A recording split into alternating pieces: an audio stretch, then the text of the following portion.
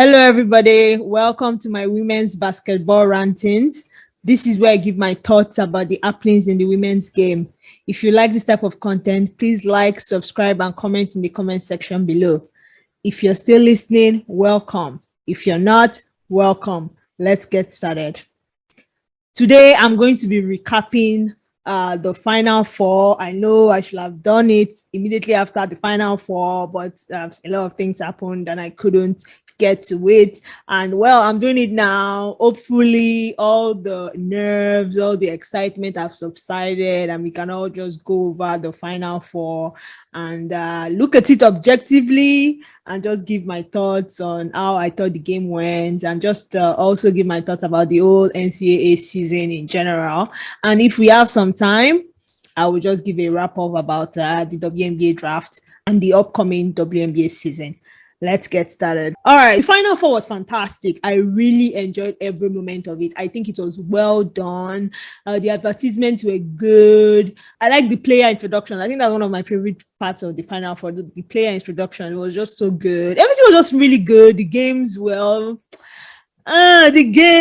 funny. Like, the games were good, but they weren't great. I think the rounds of 32, rounds of 64, and even the Elite 8 and the Sweet 16 were more interesting game-wise than the Final Four, in my opinion. And I think the only game that I really, really enjoyed was UConn Stanford, because it was a bit close, and we were like, oh, what was Stanford going to do? I didn't really, even that game, I wasn't really, really impressed with Stanford. I don't think they gave it their best shot. But let's start with the first game of the day. South Carolina and Louisville. South Carolina came out, of course, they were the champions, eventual champions, and they were definitely played like it. Louisville started very, very slow. And I don't think they really like kept up. I think they led for a bit. They tied it, but then of course South Carolina was just too powerful. I feel the South Carolina was very dominant in this Final Four. I feel they were clicking on all cylinders. They knew what they had. They knew what they could do, and they went out and did it. So this is exactly what we expect from a championship team, because there are some championship teams that when you get to the finals, instead of you to play like it, you end up playing like underestimating your opponent or things like that. South Carolina knew what they had, and they really, really they slammed the brakes on and just like eliminated all doubts. So they did that for Louisville, and they also did that for the UConn game. So I give it to South Carolina. Congratulations to South Carolina. Extremely well deserved. They definitely look like the champions. They played like it, they behaved like it, and they definitely 100% deserved to be champions this season, because they were the best team throughout. Do I feel a UConn could have beat them?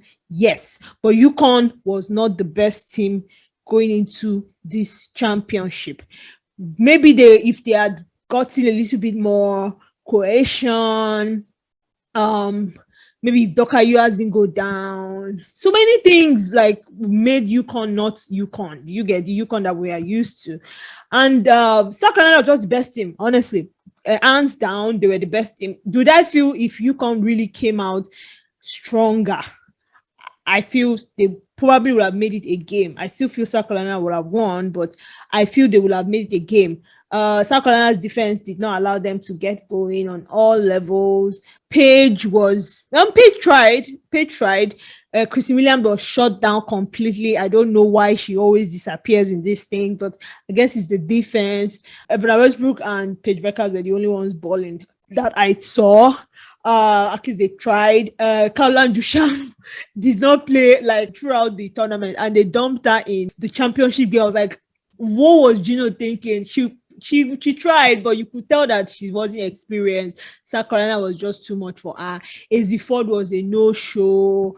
It was just a very weird game. If Azzi Ford was good, if Caroline Duchamp was like, she had gotten her experience, it was just a weird game. See, this game was destined to be lost. I'm sorry, from the beginning, I think there was like a 4-32 lead at some point. It was crazy. Yeah, 22-8. Come on.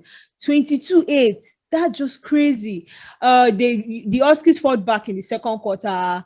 They tried for the third, but by the fourth, they were just too tired. They were gassed out. That 22-8 lead was just too big to overcome at the beginning. I always say if UConn had started strong, I feel they would have gotten this, at least made it close. And of course, once it's a close game, anybody can win, in my opinion. I always feel for this type of game, just keep it close, keep it close, keep it close, keep it close. When you keep it close, then at the end, it's really just a matter of luck, honestly. Towards, especially if both of you are good teams. If a three goes right, if a block goes right, it just anybody could win at that point. So I felt UConn could have kept it close, but that beginning was just wrong. I don't know how they started, but it was crazy. So looking at the press conference, that AZ Ford wasn't feeling too good. Olivia Nelson wasn't feeling too good. So they were kind of like the injuries that have plagued them ended up plaguing them again. But I give South Carolina, they won fair and square. They are champions. I'm very happy for them. I'm really not a fan of South Carolina, as all of you know. But like I always say, give honor to who honor is due, and they definitely deserve to be honored. So that's all I'm going to say about South Carolina. So let me talk about UConn for a bit. And a lot of people are saying, I mean, the rivalry is there. The South Carolina UConn. A lot of people really thought, UConn with their 11 championships, South Carolina is up and coming and all that, whatever. I really don't care about championships. I just care that I just have to say people are bringing UConn down because they lost this game. I feel I respect them so much this year than last year, because this game was a game they would have lost. If they had won this game, then it would have been like, oh my God, like an upset in quotes, because South Carolina was clearly the most healthier team, the better team coming into this championship. The number one seed, UConn was number two seed. The fact that they actually beat two number one seeds en route to this championship, I mean, you have to give them their props. I really respect them this year than any year that they've played, because this is a team that worked so hard to get to this point. Nobody thought they were going to be playing in a championship game, and they did. So for that, I give it to the team. They showed too much art. I feel if they bring this same team back, like Paige Beckers, Aliyah Edwards, and they are healthy, I feel they definitely will win a championship next year. I feel they've gotten this far. They got this far through sheer grit. It wasn't handed to them. They worked every minute of this for this championship.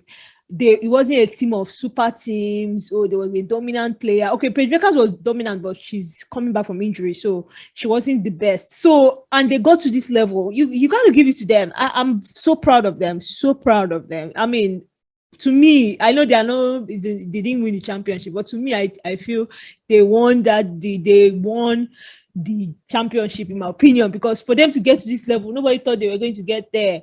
And I was so happy for them that they did. So, you keep your heads high. You have nothing to be ashamed about. I don't know why people are trying to bring them down because they lost in the championship game to number one seed. Come on, everybody loses. I think all the time that they should have brought them down was when they were like the number one seed and they lost to like a number three seed, like the Arizona UConn situation. They really shouldn't have lost. Those ones well deserved. Like they deserved everything that every criticism, but not this year. This year, I mean, I'm so proud of them. I'm so proud of them. So that's basically my recap for UConn and South Carolina. Louisville, I really don't care about them. They tried, but South Carolina was just better. For Connecticut and Stanford, I feel Stanford would have probably won that game, but they just didn't come out right. I don't know what happened to them. Maybe some people were not feeling fine. I don't know, whatever. Or UConn proved too strong for them. I don't think anybody thought UConn would have beat Stanford, but they did. So good for everybody involved. So that was it. I enjoyed the Final Four. I watched it through Subird and Diana Taurasi's eye. It was fantastic. More of that. I love Subird, obviously, so I was so excited that they were doing a mega cast or side cast, or whatever the cast. I loved it. I enjoyed it. The Final Four was really, really good. I love the celebrations at the end. Of course, celebrations will continue throughout the season. And then I'm happy. Honestly, I love college basketball, but I am so happy it's over, and I am so happy. That means only one thing. The WNBA is back, baby. I love the WNBA. I definitely prefer it to college basketball. I cannot wait for the season to start. So I'm so excited, and I'm definitely going to be covering it as best as I can because I love WNBA. And then let's talk a little bit about the draft. So the draft is coming up. I really don't care about the draft because there's really no player that is so exciting that I want to see in the W. Yeah, honestly, really not. I think the only player I would really like to see in W is not in this draft and it's not in the next draft. Two players I would like to see in W, Kitten Clark and Paige Beckers. I'd like to see how they like transcend to the WNBA. And I also like Rory Hammond. I think Rory Hammond will be fantastic. I would like to see how she really, really works in W because I think she's a fantastic point guard. I would like to see how she translates into the W. So apart from that, there's really nobody I care about in this draft. Honestly, nobody. So whatever happens, I don't care who goes number 1. I don't care who goes number 2. I just hope everybody is happy, everybody gets the best of the opportunities, and I can't wait to see Suber this WNBA season. That's the only reason why I watch. Basically, I don't know what I'll do when she retires, but hey, let's see how it goes. Thanks for listening. Have a good day.